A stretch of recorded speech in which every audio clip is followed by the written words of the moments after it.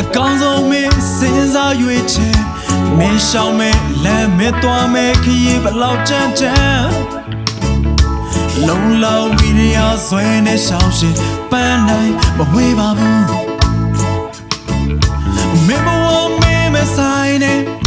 အကောင်းဆုံးစိတ်ကြိုင်မရွေးချယ်မင်းရှောင်းမဲ့လမ်းမဲ့သွားမဲ့ခရီးဘသူတာတာ